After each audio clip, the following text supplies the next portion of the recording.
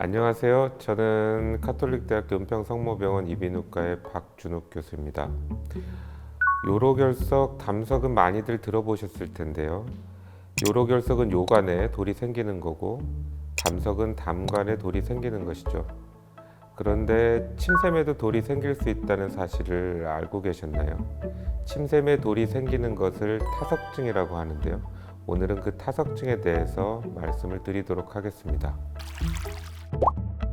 우리 입안에서 침이 나오는 곳을 타액선, 쉬운 말로는 침샘이라고 하는데, 이 침샘에서 침이 만들어져 나오는 길인 타액선관에 돌이 생기는 것을 타석증이라고 합니다. 우리 몸에는 입안의 양쪽에 주요 타액선인 두 개의 악하선과 두 개의 이하선, 그다음에 소타액선에서 침이 만들어지는데요. 이러한 타액선관에 돌이 생겨서 관이 막히면 입안이 붓고 염증이 생기게 되는 것입니다. 타석증은 환자의 75%가 50대에서 80대고 남자가 약간 더 많이 발생하고 아이에게서는 드물게 발생하는 편입니다. 저를 찾는 분들이 가장 흔하게 말씀하시는 증상들이 있습니다. 한 달 전부터 밥을 먹으면은 오른쪽, 왼쪽 턱 아래가 많이 붓고 아프다고 하고요. 또 아무것도 안 먹으면 다시 가라앉는다고 하기도 합니다. 또 신맛이 나는 과일을 먹었더니 오른쪽이나 왼쪽 귀 아랫부분이 뻐근하고 아프고 약간 붓는 것 같다고 하기도 하고요. 이런 증상이 일주일에 두세 번은 반복된다고 하기도 합니다. 또 혀 아랫부분에서 고름이 나오고 붓고 만지면 아프다는 증상, 또 같은 쪽 턱 아래도 딱딱하게 뭐가 만져지는 것 같다는 증상으로 오기도 합니다. 우리가 음식을 먹을 때 흔히 침이 나오잖아요. 특히 신 음식과 짠 음식을 먹으면 평소보다 침이 더 나오는데, 침샘인 타액선관에 돌이 생기면 침이 원활하게 배출되지 않아서 타액선이 붓고 통증을 일으키게 됩니다. 이러한 증상이 반복되면 타액선염이 발생하고 점차 제 기능을 잃게 되는데요. 여기서 제대로 치료하지 않을 경우에 염증이 반복되고 유착이 생기고 또 타액선관은 더 좁아지고 타액선은 점점 더 위축되는 상황이 발생하게 됩니다. 결석의 성분은 인산칼슘, 탄산칼슘, 인산마그네슘, 탄산마그네슘 등 유기물로 구성되어 있는데요. 정확한 원인은 밝혀지지 않았지만 타액의 정체, 타액선관 상피의 염증과 손상, 또 칼슘염의 침착을 유발하는 생물학적인 요인 등이 타석증의 원인으로 꼽히고 있습니다. 타석의 약 80%는 이 턱 아랫부분에 있는 턱밑샘인 악하선에 발생하고요. 나머지 20%는 이 귀 아랫부분인 귀밑샘인 이하선에 발생을 하고 나머지 1에서 2%는 소타액선에서 발생하게 됩니다. 아까 제가 결석의 주요 구성 성분이 인산칼슘, 탄산칼슘, 인산마그네슘, 탄산마그네슘 등 유기물이라고 했는데요. 턱밑샘인 악하섬에서 배출하는 타액에는 이러한 성분들의 농도가 굉장히 높고 타액 자체도 점도 또한 높습니다. 또 해부학적으로 살펴봤을 때 악하선이 다른 타액선관보다 길고 또 구경이 크고 귀밑샘인 이하선이 뒤에서 앞으로 길게 자리한 데 비해서 악하선은 중력에 반해서 각이 져서 타액의 흐름이 느린 특징이 있습니다. 자, 그럼 악하선의 타석증이 왜 그렇게 많느냐, 그 이유를 다시 한번 정리해 보면 결석의 구성 성분의 농도와 점도가 비교적 높은 타액이 각이 져 있어 타액의 흐름이 느린 악하선관을 따라서 흐르면서 정체 구간이 생기고 또 염증이 생기고 결석이 생긴다, 이러한 것입니다.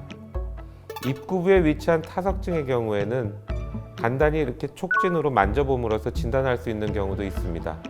턱밑샘인 악하선의 경우 손으로 입 안을 만져봤을 때 혀 아랫부분에 악하선관 입구부에 돌이 만져지고, 귀밑샘인 경우에는 볼 안쪽 점막에 이하선관의 입구부에서 돌이 만져지게 됩니다. 간혹 타액선관 입구부에서 끈적한 고름과 같은 침이 나오는 것을 관찰할 수 있는 경우도 있습니다. 하지만 이것보다 조금 더 깊은 곳의 타석은 초음파, CT 또는 자기공명 타액성 조영술 이러한 영상 검사나 또 내시경 검사로 진단을 할 수가 있는데요.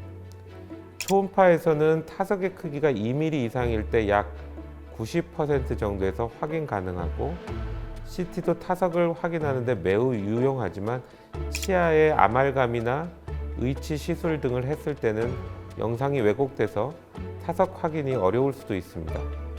그래서 최근에는 좀 더 정확한 검사 방법인 자기공명 타액성 조영술로 타석증을 진단하기도 합니다. 특히 이하선의 타석은 크기가 작고 방사선 투과성 성질을 갖고 있어서 초음파나 CT로 진단하기 어려워서 자기공명 타액성 조영술로 확인할 수가 있습니다. 타석증의 치료는 보통 수술을 통해서 이루어지는데 타석의 위치에 따라 조금 다릅니다. 만약 촉진에 의해 타석이 혀 밑에서 만져지고 관 입구부에서 2cm 이내에 위치하는 악하선의 타석인 경우에는 외래에서도 쉽게 제거할 수 있는데요. 하지만 타석이 깊숙한 곳에 위치한 악하선의 타석인 경우에는 전신 마취 후에 입안에 절개를 해서 제거를 해야 하며, 경우에 따라서는 타액선을 제거하기도 합니다. 이런 경우에는 하루 정도 입원이 필요한 경우도 있습니다. 최근에는 타액선 내시경이 개발돼서 직접 타석을 보면서 보다 안전하게 제거할 수가 있습니다. 타액선에는 타석을 포함해서 타액선이 막혀서 발생하는 다양한 폐쇄성 타액성 질환이 발생하는데요. 질환의 치료는 보존적으로 치료하고 나서 재발하면 타액선을 제거하는 수술법이 일반적으로 시행되었습니다.